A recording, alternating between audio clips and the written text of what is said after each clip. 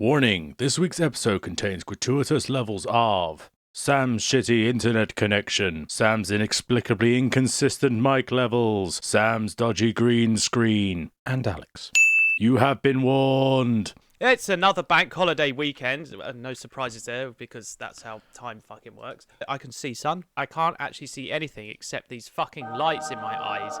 This will be replaced, but let's just take the green screen off for the viewers for a second. Yep, okay. And this is the shit background I've chosen, whatever it is, which I haven't decided yet, so enjoy.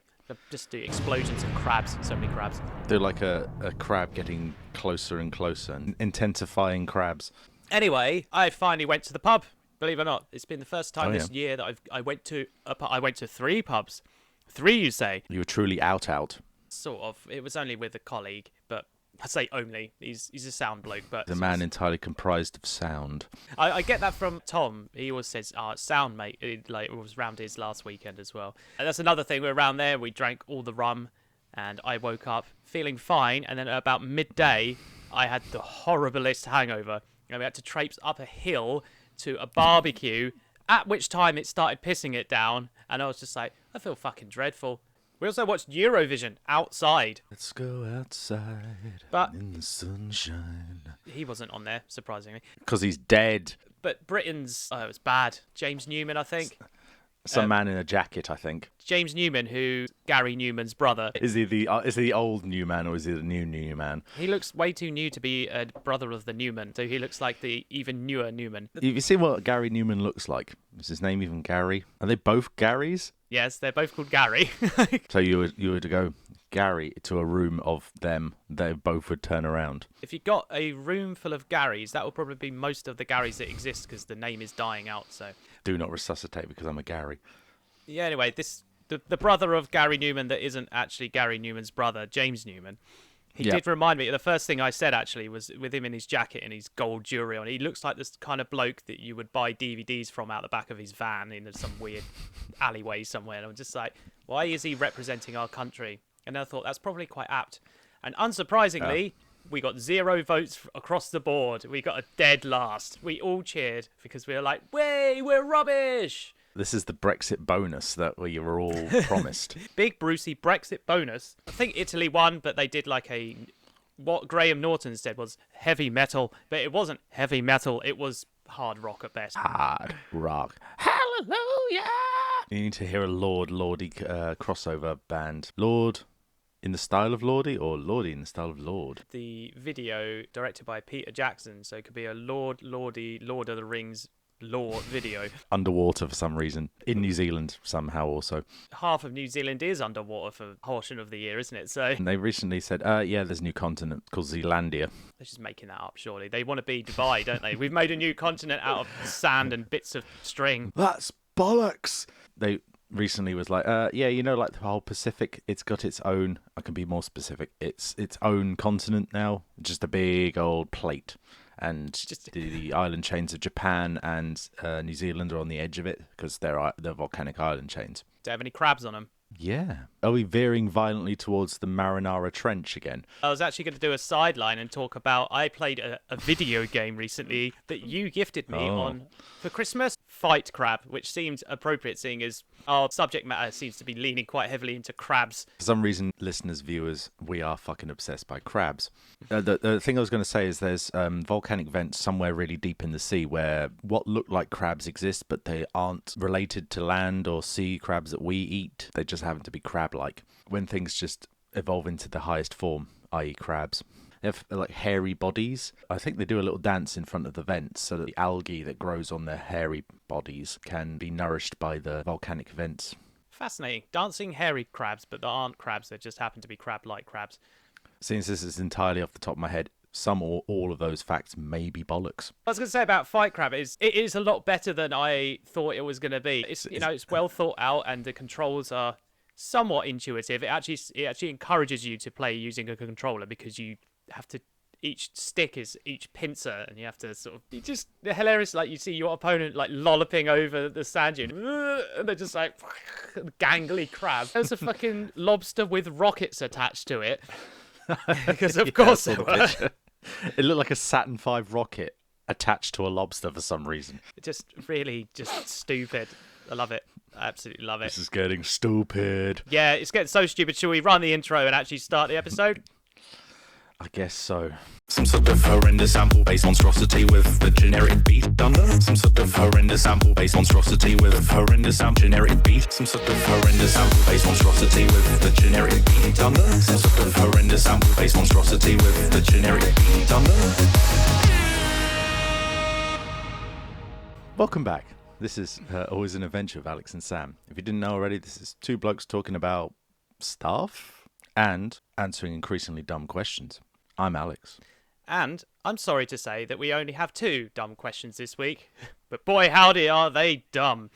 I'm Sam as well, by the way. Of the two of us, he's the one called Sam. Process of elimination probably got you there before Sam did. And also, this is episode... Number 8. Number 8.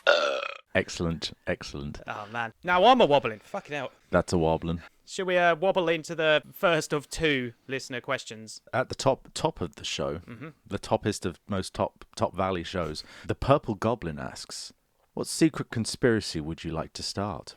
Interesting, because there are quite a few of these, obviously, already. If you have got eyes and internet access, you will realise there are so many conspiracies. Tinfoil hat descends. Yeah. Add it in post. I have not really thought about this question that much because I was busy trying to set this fucking thing up, so I didn't have time. Busy trying to hang a piece of material behind me. Well, it's actually got posts that it came with and everything, and I figured it out. There were no instructions, so I had to figure it out myself. Not something that I'm entirely comfortable with doing. But anyway, back to the question. I think you'll find it fun to deal with the fact that there's more of a shadow on your right-hand side. All we are is shadows and dust, Maximus. Shadows and dust. Are you not entertained? Who was the actor that they hologrammed in as well? No, not Laurence Olivier. Fuck's sake, it's not him. That's completely the wrong person. Let me Google that I'm for going you. to IMDb this. Yeah. Right, so while you're doing that, I'll try and answer this question. So I was thinking about pigeons, because that's something you do. You just think about pigeons. yeah, they often enter my brain. You may have noticed through using them quite a lot in our fake adverts and They're very real adverts, and don't be casting nasturtiums over our valuable backers. His name is Oliver Reed. Yeah, that's it. Oliver Reed flickering hologram, the big, for some reason, blue air canister they used to flip over one of the chariots as well. I think they probably scrubbed it out. They did a George Lucas, He can't ever leave his Star Wars alone. He did a bad job of the first fucking film, and basically his wife was like, "We'll fix it in post." We'll spend millions of dollars fixing it in post. We'll also develop technology. It means that people can edit film in a way that they never used to be able to. But that's cool, Yeah. We'll make a bit of a shitty film which we fixed using said technology. We can't decide who shot first, and also robots need to fall over each other some more. Yeah. That seemingly is what George Lucas likes to do. Add more robot pratfalls. Yeah, because that's what the Star Wars saga was missing, clearly. Yeah. And also, for some reason, replace a practical effect with a CGI effect, because that won't look dated in about 4 years. I think some of the old practical effects did look a bit ropey by that point. I would take practical effects over digital effects any day of the week, even if they look ropey, because look at Total Recall. That's a mighty fine film.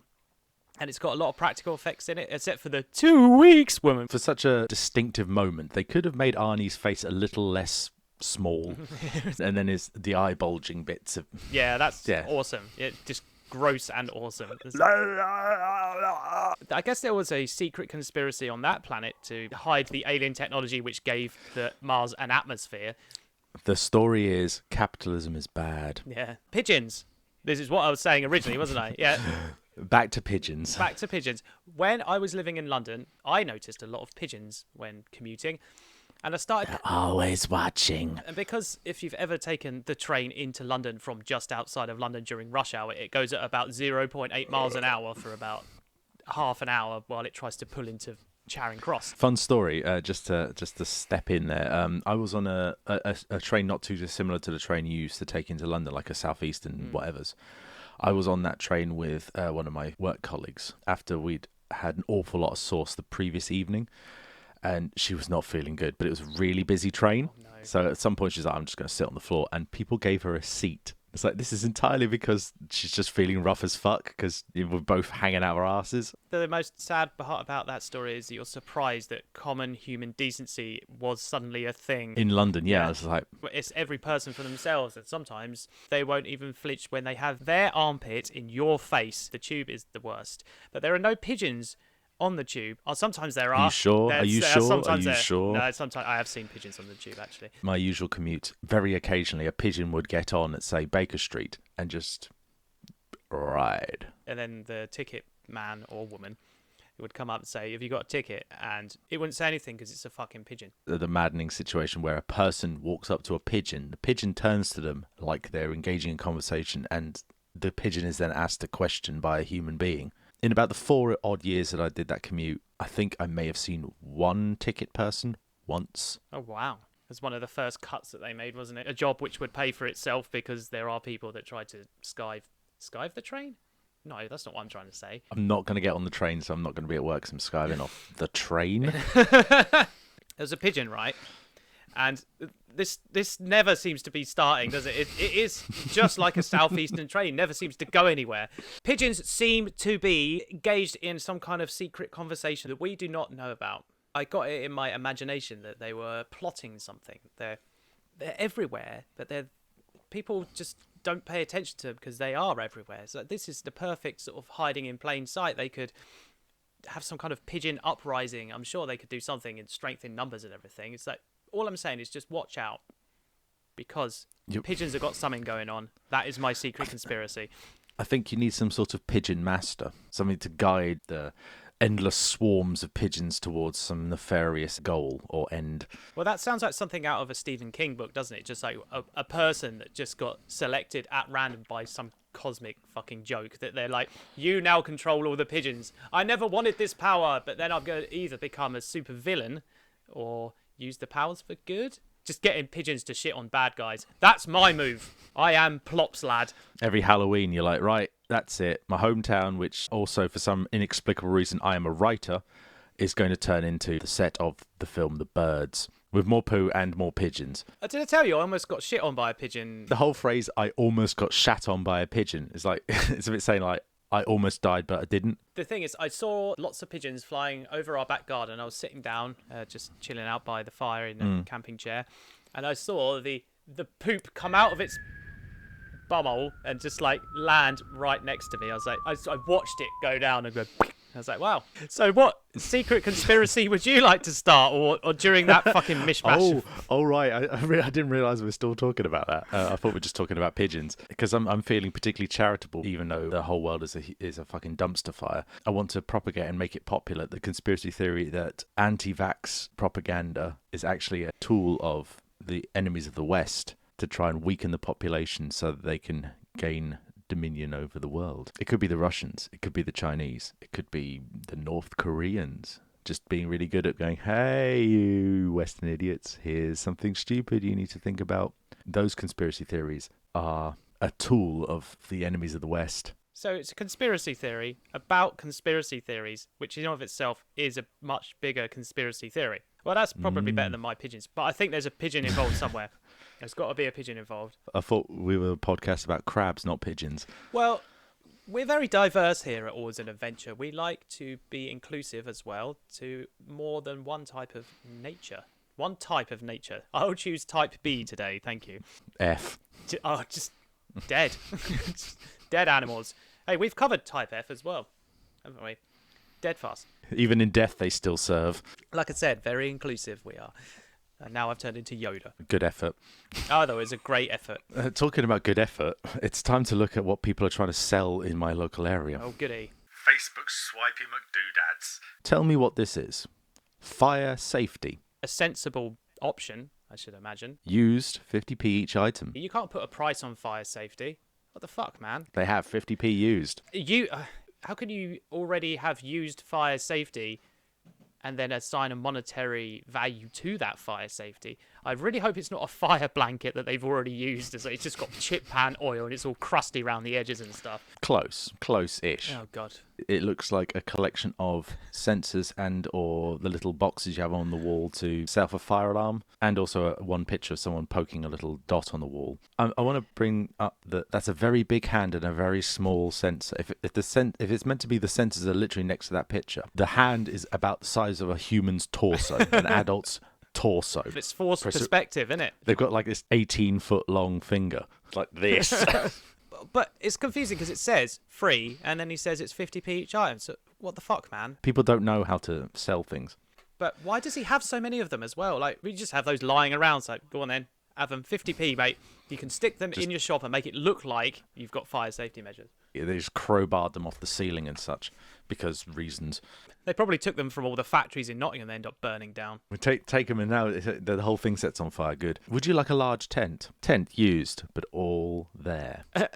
No, I don't have pics of it up. And no, I won't be doing it. Free to whoever wants to collect it. Is that what it says? Yeah, pretty much. No, I will not show you what it looks like. What you get, dear listeners, is a picture of a tent in a bag. It's free, so I guess that's a thing. But then they also say used but all there. I'm so glad. That is the subtitle of my life. Title of your sex tape. Yeah, I'm used, but I'm all there, so don't worry. I'm glad that it has all its marbles and sanity, but that means it won't just randomly collapse in on you and try and suffocate you to death while you're asleep inside it. So, and no, I won't. It's so aggressive, isn't it? Like, just like.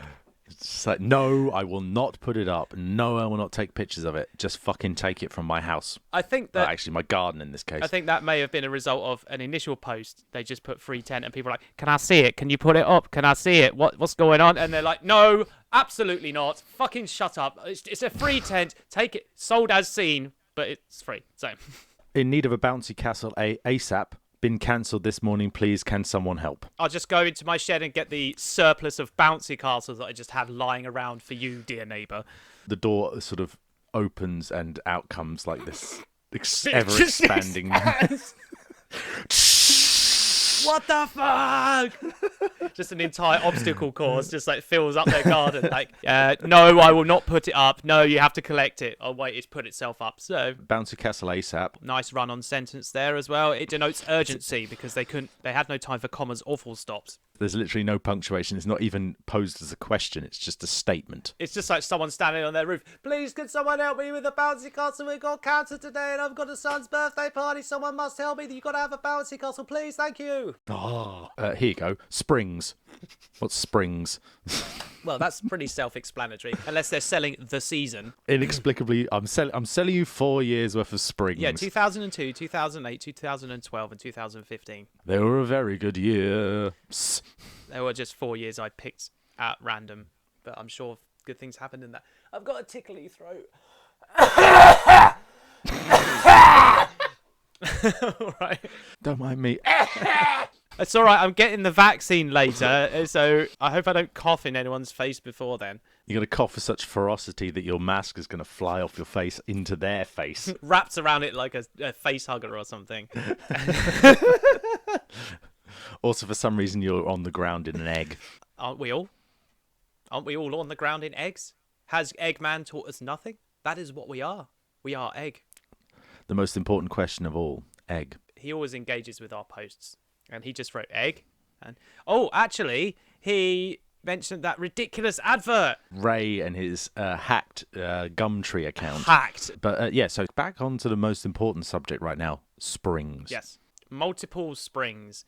So the only real question is, what are these springs for? For some reason, I'm imagining giant industrial springs for, like, big old machineries. Does anybody want these for scrap metal springs? That's how it's written. That doesn't make any sense. Does anybody want these for... I can't even say it. Does anybody want these for scrap metal springs from the sofa? From the sofa. From the sofa. The only sofa. The only sofa that exists in the world. No, it's actually... They are the lord of the dance settee.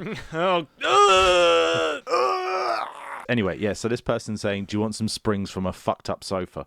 The fucked up sofa. The most fucked sofa you've ever seen. I don't know. one of my friends owned some rats, and they got out when we were at a rave, and we didn't come back until the following morning, and they'd hollowed out the inside of the sofa by eating it. Oh boy, I think that's the first time that I experienced a rat put their little nostrils into my ear. Oh, I just flipped my phone there.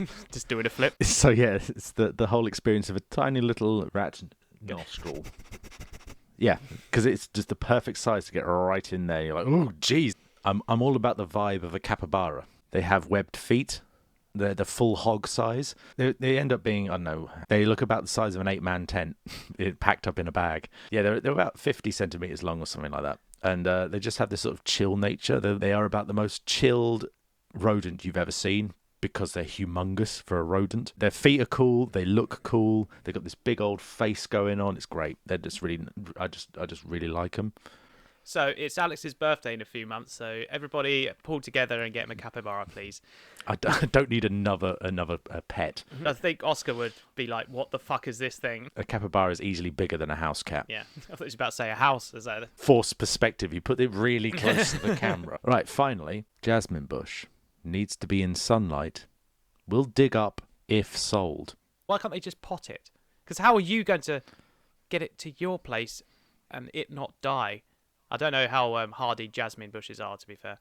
I think it will survive a car trip just hanging around in the back of the car. Okay. Throwing soil everywhere if it feels like it. The picture is of this somewhat unkempt jasmine bush just sort of hanging around in someone's garden. They're like, yeah, you can buy this off me for 15 whole pounds and I will dig it up. It doesn't have to stay in my garden. It will be yours. So it's not like a timeshare thing where you just, I buy it and I get to look at it every now and then, like come around your house and have a look. It'd be dug up and ready for you to, I don't know, throw in the road or whatever you want to do with it. I was under the impression that you, as the purchaser, were going to go around their house, give them money, and then they would dig it up in front of you and just be like, here you go. That's quite close to the fence as well, so I hope they don't accidentally dig under the fence and just end up the root structures going into next door, and then suddenly they create a sinkhole in the next door garden, like, whoops, sorry. It's fine, it's just my house is sliding into this precipice that you've made from digging up a jasmine bush. Talking about root structures, we have 2 holly trees. The first time I ever really saw a holly bush so big that it's become a tree was when I moved here 5 years ago. And they're a good 20 foot tall now. Bloody hell. The big old bastards. We're like, can we just, give it a bit of a trim so they don't stab us in the eyeballs in the summer? And of course, the Kafkaesque nightmare that is trying to deal with the bureaucracy of the local council meant no. Oh. Fun fact, no.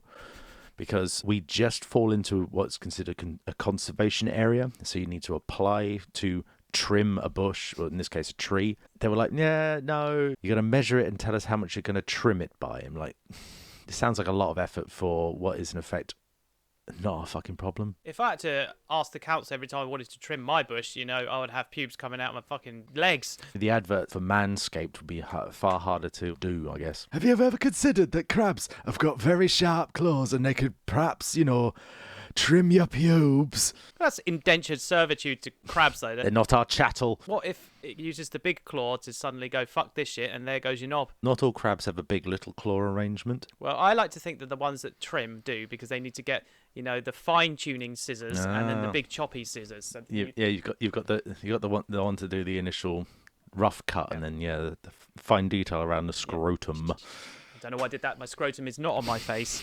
I'm not getting my balls out. Balls of steel. Speaking of balls of steel, they're not really made of steel, but I'm going to be talking about balls in some capacity in the local news this week. Okay. Whose balls? How many balls? Local news for local people. So it's from the Nottingham Post, 25th of this month. The author is Lynette Pinchess. I don't know if that's a real name or what. Slutty Bartfast. The headline reads, First look around, glory holes. Right, okay. I'm not done. I'll give you a moment. First look around, a tentative, dainty little toe tipped into the pool of glory holes. Okay, continue. Nottingham's new adult-only crazy golf course. How fucking wholesome. The subtitle is full of double entendres and fun. Steel. Wrong. I was going to say something like steal your spleen. Be careful what you Google when trying to search online for Nottingham's new adult-only crazy golf course, Glory Holes. That's the joke. Yeah. They did that deliberately. Yeah. The provocative name has certainly led to some risque decor, but we'll leave some of that to the imagination. So my first question already is, do they have a toilet block and does it have glory holes in it? It doesn't say, but I think we can intimate that yes. Yes, it does. What we can tell you about the new venue in George Street, Hockley, is that it's a little bit naughty and a whole, or should that be whole, lot of fun. After a 6-month delay due to lockdown, the 18-hole mini golf course, complete with a clubhouse, diner and a bar, but no glory holes are mentioned at any point, has finally opened. And it's worth the wait. It's not just crazy, it's insane. With the weird and wonderful props used to create the holes. Speaking of glory holes, used to create the holes such as Minnie, a whale, aliens, and Donald Trump's head. Golfers are... This is incredibly distracting. So, for those of you not only listening to this, Alex is slowly moving a bagel towards his face as I'm trying to do this. Where was I? Jesus. You're watching me slowly ascend a bagel towards my mouth. I just have to sort of do that. So it's not just crazy, it's insane, with weird and wonderful props used to create the holes such as a Minnie, a whale, aliens, and Donald Trump's head. Golfers have to overcome obstacles including pool tables, cupcakes, a toilet with a glittery golden toilet seat, and sex toys that could have come straight out of Ann Summers to get a hole in one. Are any of them tentacles? I don't think I see any tentacles just yet. Are they missing out? I think one of them should be a half-eaten bagel, to be honest. That'd be just with a bit of slobber on it as well. There's a neon-lit black hole with a spaceman and aliens. The meat hole, where there's a bloody scene to negotiate, and other holes too rude to mention. So maybe they do have a glory holes there. Interesting. Then there's the Skeg Vegas hole, complete with a fruit machine, mobility scooter, Elvis, seagulls, and the seaside town's famous jolly fisherman. They have a famous jolly fisherman. I've never been to Skeg. No, I don't think I have either. Being a landlocked city and everything, that's the only option we got, I'm afraid. So Yeah, you're nearly the furthest away of any part of the UK from a coast. it's the latest venture for Nottingham entrepreneurs. Dan Brown, not the Da Vinci Code guy. I think it's completely different. Imagine that. I've branched out into making dumbass golf courses now from my dumbass books that make no fucking sense. Not for kids, for adults. But he's not alone. Drew Hewitt as well. They're adding to the Curious Venues group, which includes the quirkily decked out city centre bars, Glass House, Gin Secco, Curious Tavern, Lost Caves, and Cured, plus the Black Pearl in West Bridgeford. The property was most recently Alt, a gaming bar, and before that, an Oriental buffet. Alt Gaming Bar was alright actually, but no one went to it because gamers don't like going out. So they stay at home and game. They don't want to sit in a big room with loads of other people that are gaming because there's no really such thing as LAN parties anymore. You know, they kind of just do it at home. So it kind of went... Not even the prospect of meatballs and pizza could bring them out, so, and cocktails. Gone are the days where your internet is so bullshit that you actually want to meet people to play games in a room. I like that picture where these people are having a LAN party and some guy's gaffer taped to the roof. It's so good. I was thinking that. Dan, whose Curious Design company has transformed the site, has collected the wacky props for years from reclamation yards, antique fairs, and auctions. Reclamation yards? I couldn't say reclamation. Is this where they convert things into, for some reason, an episode of like Wallace and Gromit? Or Chicken Run, yeah. They reclaimate it. They take whatever solid object, somehow smush it down to its base form, and then form it again. And painstakingly animate it over a course of several years. Reclamation yards, antique fairs, and auctions. Such is his reputation that people are now calling him to give him the first dibs on bizarre props. And then, just apropos of nothing, if you've not seen the picture that is above this, because I took the text out of the article, it just says, the whale was damaged goods, so we got it from a guy down south and repaired it. The whale. The sofa. The whale. They are one and the same. Get your springs out my whale, please. Such a bouncy whale. just doing. Yeah, it's buoyant in water and on land. and then Yeah, inexplicably explodes because it's full of gases. You open a little hatch on the side and a bouncy castle comes out of it for some reason. So it's full of gas and springs. You launch this bouncy whale at someone's house. After picking themselves out of the rubble of the house destroyed by a giant bouncy whale, they have a bouncy castle. Everyone wins. Yeah, and then you can live in the bouncy castle as long as you keep it, buoyant. He goes on to say, it's a place for adults and not for those easily offended. But there's nothing too bad, said Dan, who in his next breath asked Drew if the fake poo has arrived for the toilet. Of course. It's even better than I thought it would be. Having another 6 months allowed us to have more ideas to make it as fun as possible. Is that air quotes fun? No, I was just saying it sincerely. It's perfect for hens and stags. What, like, as in the animal? There's so many hens in this bitch. Do hens and stags traditionally get along with each other? Or is it going to be a bloodbath? Like, what's going to happen there? I'm pretty sure someone has done that. They've taken who would win, 10,000 hens or 20 stags or something like that. Did they do that in Totally Accurate Battle Simulator by any chance? I haven't got tabs. I've got Totally Accurate Battlegrounds, which is the PUBG version of it. Everyone's made of elastic and like you run around and your arms are just sort of doing this. It's just really, really fucking bullshit. Like you get in a car and like you're just sort of like crammed in and doing this. I got Goat Simulator yesterday. My payday treat was Goat Simulator for $1.79 on Steam. So wow, such an expense. Anyway, back to the article. It's also for date nights and friends. We're trying to make it as COVID friendly as possible.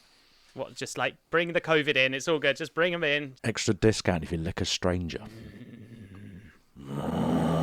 So we're limiting it to groups of 4, and there's an adequate time before the next groups tee off, so there's no loitering at holes. I feel that they keep trying to make puns here, but they're not very good at it. This is such a badly constructed sentence that there's a green squiggly line under it in Microsoft Word, so let's try again. It's the fuck sentence of this particular read. Okay, so before or after a game, golfers can order cocktails and ugly bread bakery pizzas. Brackets, broth with outrageous names. Broth? Broth with outrageous names. We only drink broth here. Both with outrageous names from the clubhouse. A kind of dive bar with a polished edge. Yeah, that don't make any sense. It's just words that they've just thrown into a sentence and trying to mention as many places as possible and failing. Also, what is a polished edge dive bar? It's a dive bar that's got one counter that's really highly reflective, and all the pissheads run at it thinking it's either the barman or someone they can punch in the face, and then knock themselves out, and then that's the end of their night. Someone's polished a particular bit of the floor, and the challenge is if you don't go A over T immediately as you walk into the building, you can drink. If you fall over, you definitely can't drink.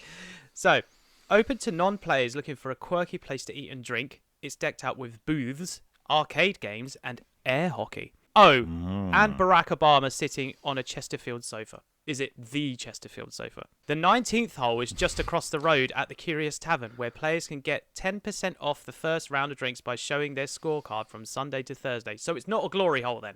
There's no fucking glory holes at this place called glory holes. What the... You need to be served a drink through a hole in a wall. Just smash. Just put your mouth to it. Just... Yep. So, Glory Holes is open 7 days a week with introductory offer of £10 per person to play along during the week and £12 at weekends with special deals on Mondays. It's just blah, blah, blah, blah, isn't it? Do you have any funny headlines, Alex? Oh, I've got fucking loads. You've been building them up because we keep accidentally overlooking them, don't we? So, first one. People urinating in the streets after council loo closures. That's the clickbaity style article headline that was on Facebook. The actual article is titled, Businesses in Tunbridge and Morling say the council's decision to close 4 public toilets has been a disaster. Yeah, I'd say people are pissing in the street. Business owners in Morling say they've lost trade and even seen people urinating in the streets after the council closed 4 public toilets at the beginning of the month in a cost-cutting exercise. But what did they think was going to happen? You know, people got to pee somewhere. Maybe, be a bit more discreet, like in a hedge or something. Just like, right, just going to drop trowel and just piss here. In the good old days, if you wore a really long skirt, maybe a hoop skirt, you could just piss in the street because... people would not notice the big puddle emerging from you. But if it's a rainy day, you might be all right. There was horses and actual effluents just flowing everywhere anyway, so whatever. Tunbridge and Morling Borough Council offered to transfer the responsibility of running them to a parish and town councils, which said it would be too expensive and meant having to raise taxes. Your taxes, They're paying for other people to not piss in the street. That's such a dumb thing to do. So we're going to outsource it to a council who just decided that we can't afford it. So fuck you, basically. What are they going to turn those buildings into now? Buildings? They're eventually going to turn into music venues. Good old forum. That's a real fancy toilet. Jenny Lonergan, the owner of a Bean Rush Cafe in West Malling, feels the closure is a disaster and has put customers off coming to the town. Everyone's pissing everywhere. So many beans, but they're covered in piss. She says it's a nightmare. People have driven back there to go to a toilet, so there is a disasterful...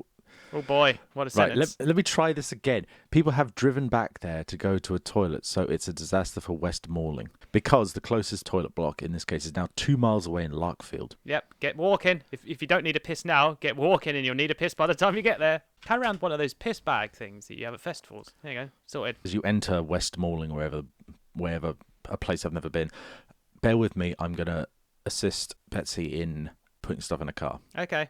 She fucking left the meeting. What? I'm not entirely sure why I did that. What?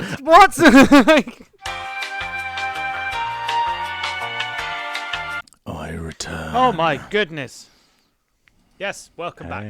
So originally I lost this article. How could I really lose such a thing? But I did. So when I was looking for it, I found another article with the title, Canterbury Streets, awash with urine. Oh my god, it's an epidemic. Awash. It's got a little cartoon of people with pegs over their noses Oh. walking down the street because of the piss. A quaint city centre street is now an impromptu toilet for drinkers spilling out of pubs, say residents. Yada, yada, yada. It's about piss again, so let's not talk about it for too long. Pissheads pissing in the street rather than normal people pissing in the street because someone took away their toilets. Enough of that. Oh, you're frozen. Oh no, it's my internet. My internet is fucked up. There's so much going wrong today, isn't there? Fucking connect. We all need some time away from the hustle bustle of modern living. So many humans shuffling about. So many noises piercing your ears. So many things to do. When will it all end? Well, it's time to take all of that and chuck it in the bin, because CP Travelers offer, just for you, dear listeners, Null Island. Situated in the ideal location of somewhere, you can finally get away from, well, everything. You can lose yourself, find yourself, become yourself, all by yourself on Null Island. Come dine at Chef Jeff's finest creations on Null Island. Slow-cooked mollusk scrapings to dine for. Enjoy the sea at Null Island. You won't feel like you're in Kansas anymore, if you ever were. Book today using the offer code AAA and receive your very own monogram slippers. Monogram will be selected at random and an unmissable sea view. Seriously, you literally cannot miss it. Null Island. It's the everywhere of nowhere, so why not go there? As he flashed past the planet Uranus. I'm back, everyone. There we go. I had to reset my router. Ladies and gentlemen, you wouldn't have seen that because I would have cut it all out, but my god, internet issues. I was going to try and help you segue into the What's That Tune 1 Second edition, to be honest, but if you want to just fly straight into it, I think that interruption was enough of a segue. Are your loins girdled? All right, here we go. This sounds like Evanescence. Not quite. Okay. Again, please. I'll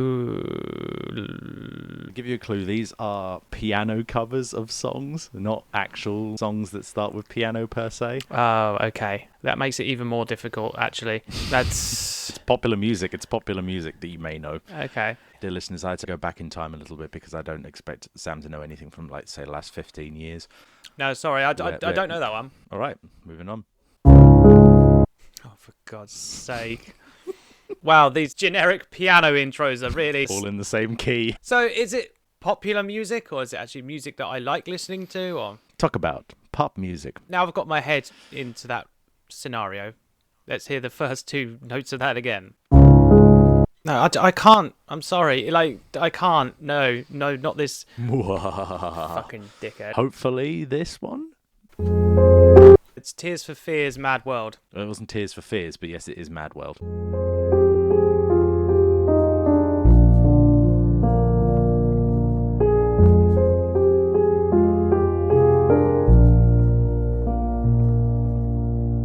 did get one. There you go. You got there. You got there. We're back to square one again now. So, Is it Firework by Katy Perry? No, it's not. What? No, it's not. Shall we move on? Please. That was someone practicing. Wrong. Is that the Doom chord?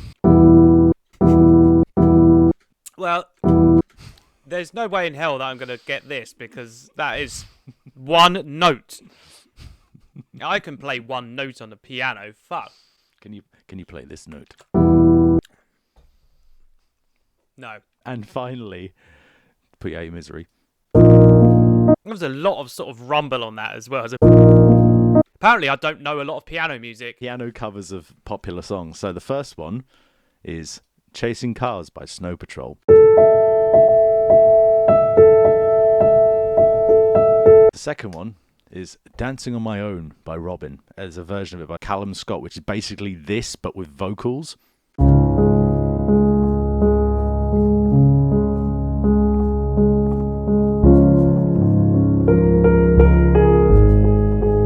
I've never heard the original, or No? I can't remember it. You got Mad World. Yay. Gary Jules, I believe, did that. Oh, yeah. Christmas #1. One of the more depressing Christmas number ones. The next one after the one you got is Photograph by Ed Sheeran.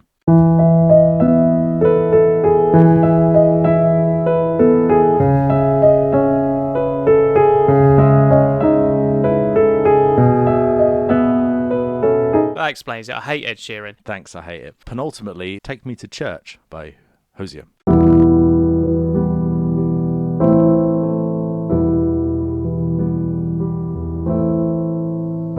Oh, I like that song. Finally, the Prince of Twitter, You're Beautiful by James Blunt.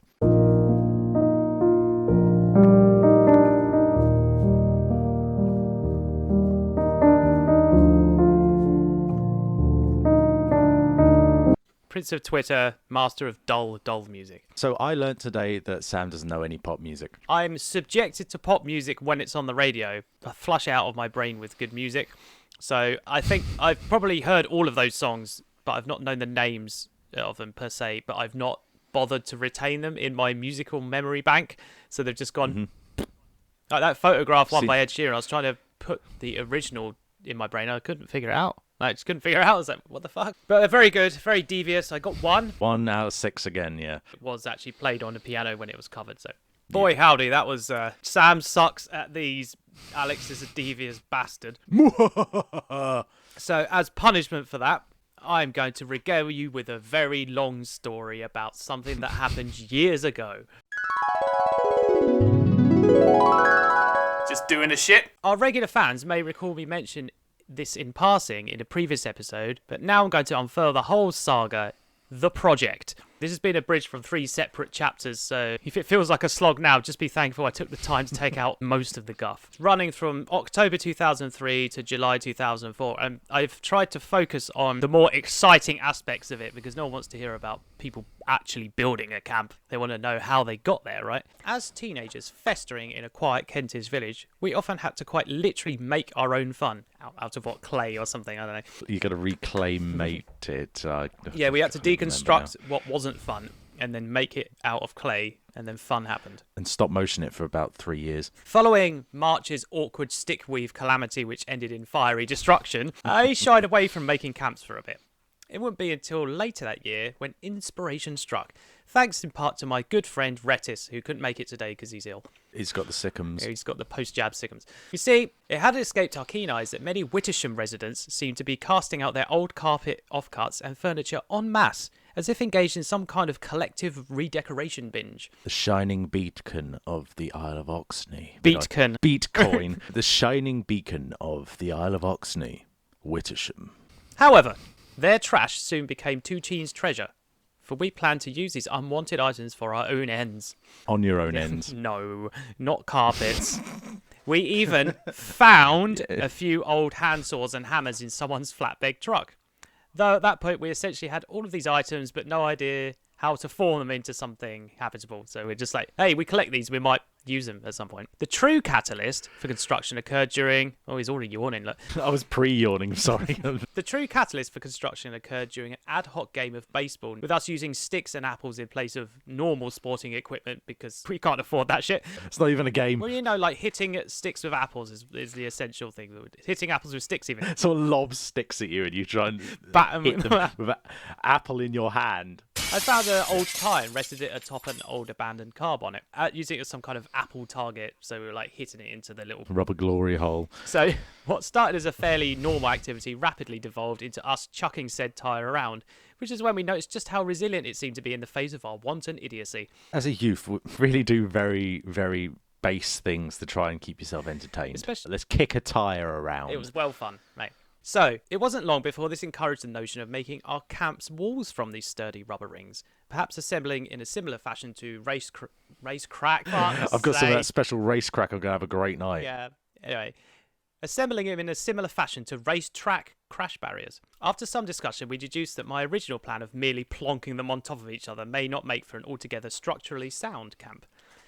Rettis came up with the idea of them to be held in place with wooden stakes down the middle, which made far more sense from construction and integrity standpoint. Quick question. Where the fuck did you find all these tyres? Get into that, Alex. Come on.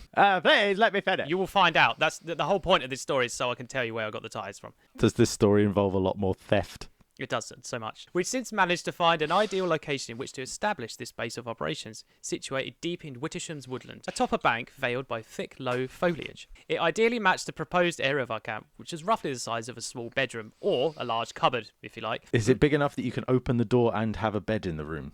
Yes. Estimating that just over 200 tyres would be required, we then needed to somehow source these from around Wittersham without anyone noticing.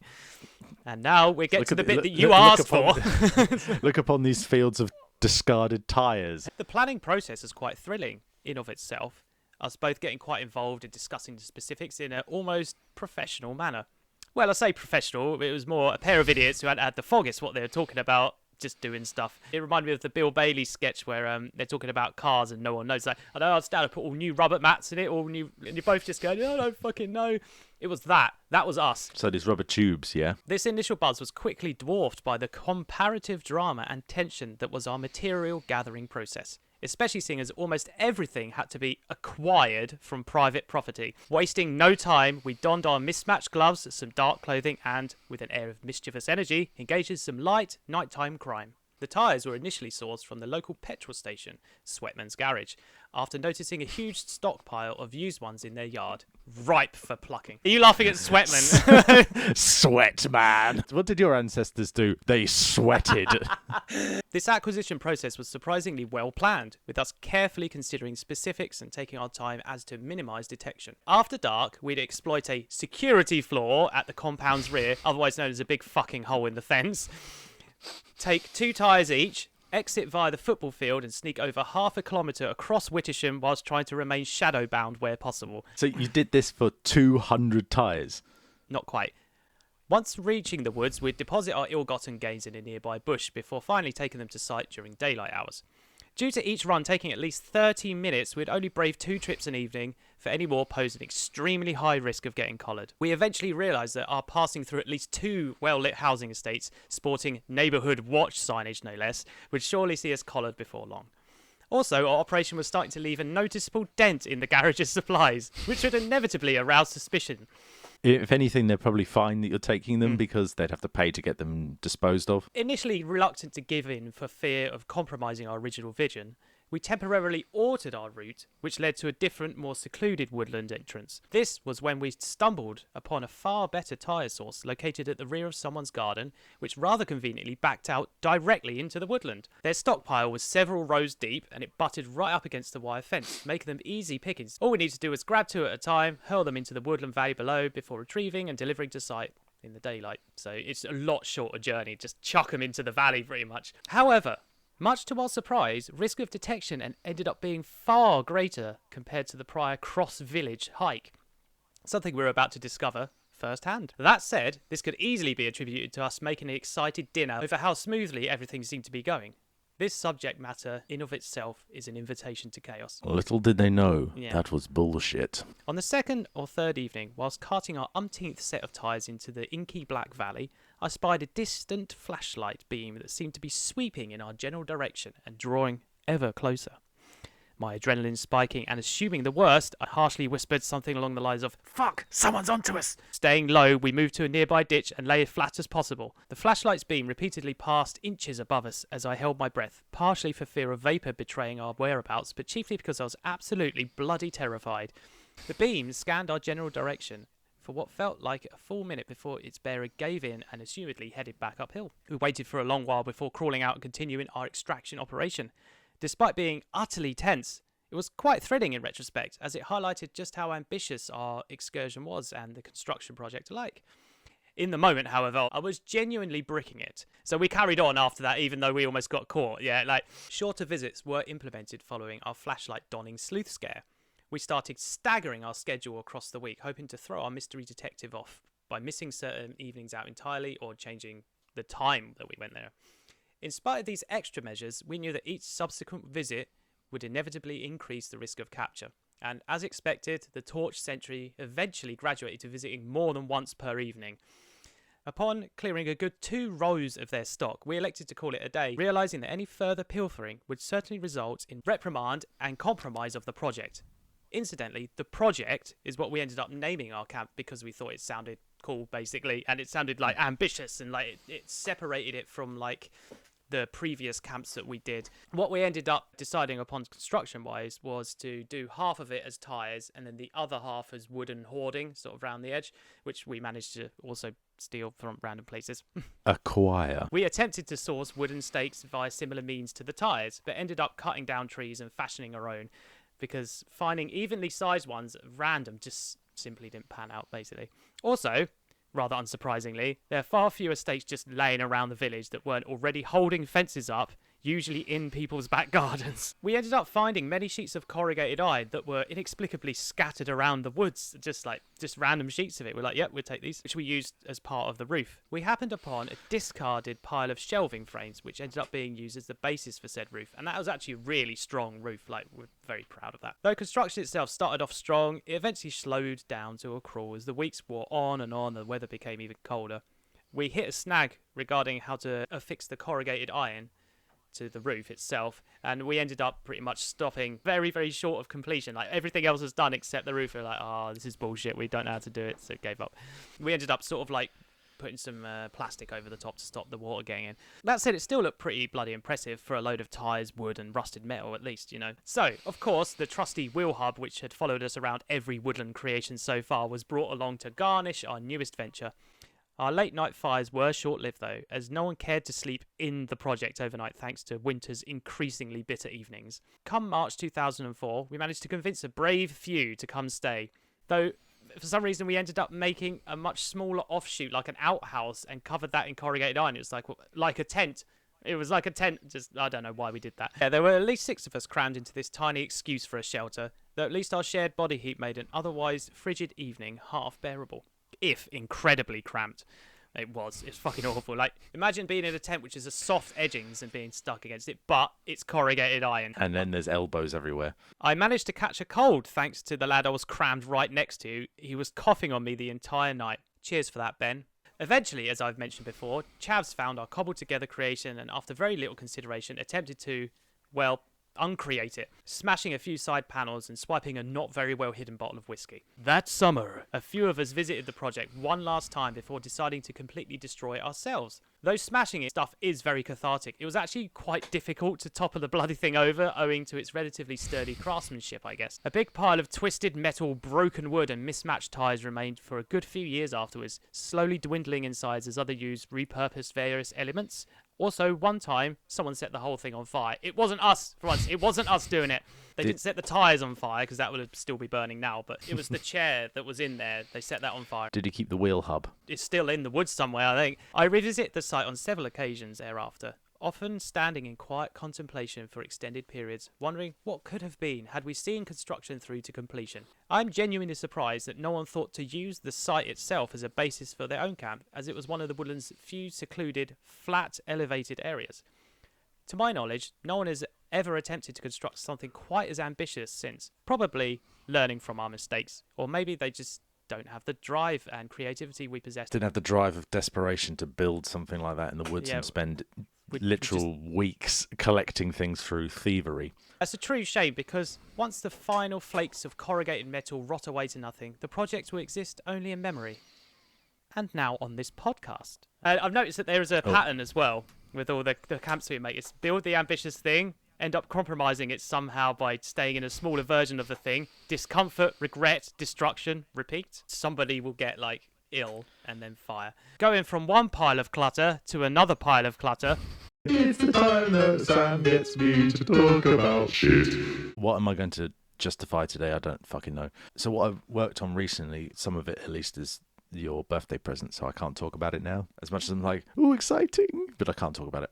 Some of it was in the back behind me a couple episodes ago. Should I talk about Long Spoon?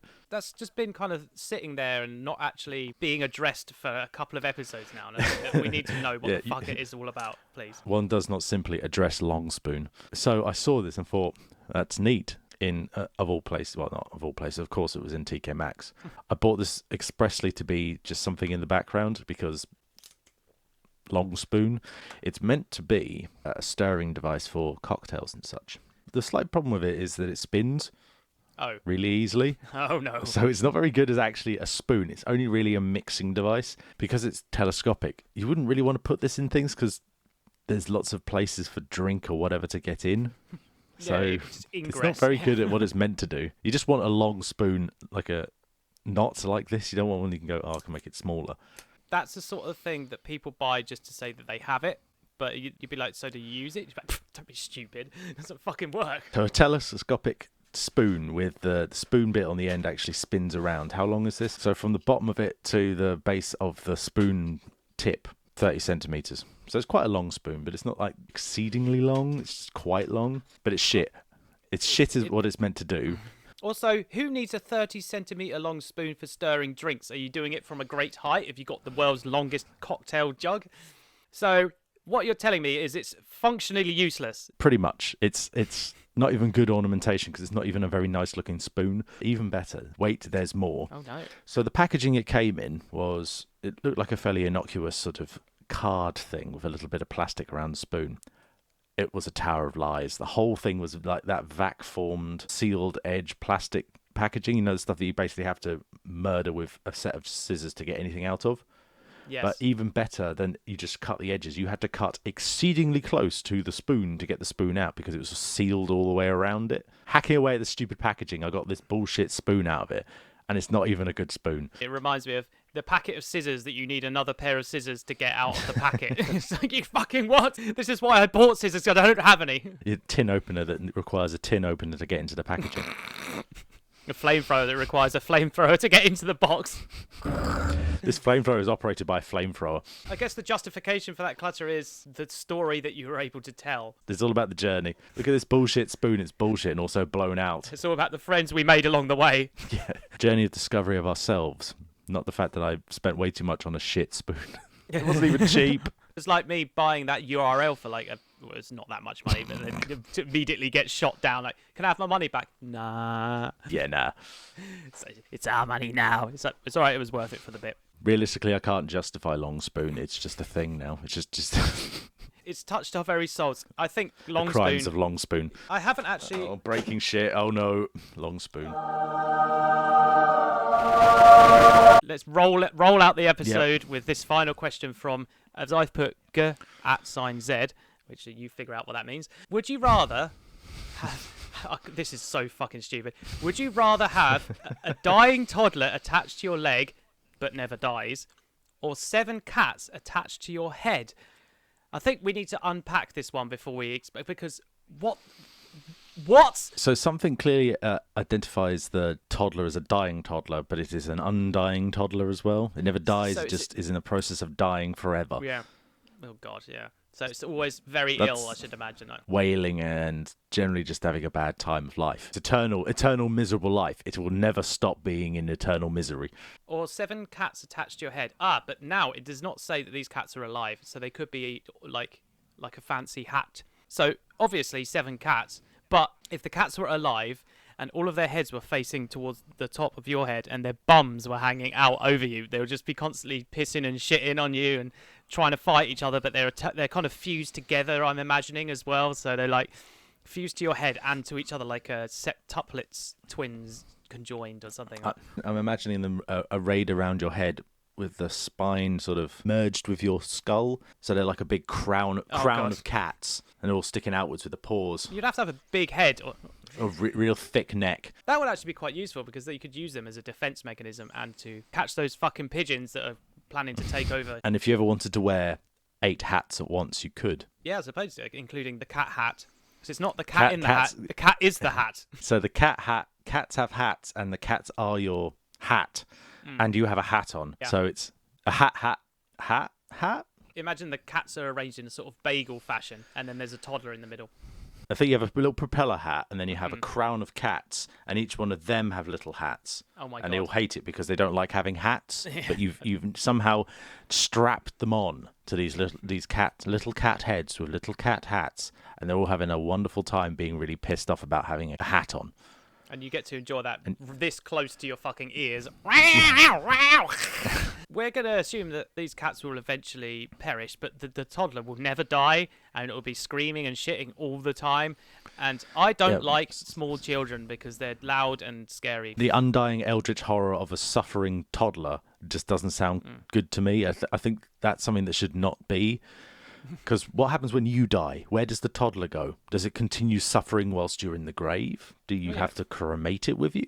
Even at atomic level, is it still technically alive? It has no mouth, so cannot scream. So I have no mouth, yet I must scream. No, thank you. I think that should not exist. The cats, however, they're just normal cats. They somehow are attached to your head. It's less disgusting. I'd like to think it's more of an amusing scenario than the fucking toddler shit. No, thank mess you. Up your trousers. You couldn't wear trousers properly. What if it is your leg? You have your leg cut off and then a toddler's sewn to it. The head becomes the knee, and then you just have toddler body. Its legs are your right foot or something, and it just like walks along. So you're like, so yeah, we both agree. Cats, please. Toddlers, no, thank you. Fucking hell, that's it. That is the bottom of the show now. I don't think we could get any lower than that, to be honest. Too low. Lower. So that is it for this week. Wow. Alex, thank you for putting up with my fucking shit internet. So, like, oh, geez, that was embarrassing. For those of you that do have good internet, you can find Always an Adventure on YouTube to see us being, or Spotify where you can hear us doing. To receive updates of our bowel movements, head over to Twitter at AAA_AlexSam. Whilst you're there, why not tweet us a question to feature on our next episode? We also use Facebook kind of as well. I don't really know how it works still, so bear with us. Old man pending. I think in absence of the questions, you allowed us to waffle on more. This is your fault. You enabled this. This is something you should own. Right. That really is it for now. In about 2.5 hours, I'm going to have a needle put in my arm for the greater good of mankind. So, we'll see you next time for some more Guff Guff Guff plays.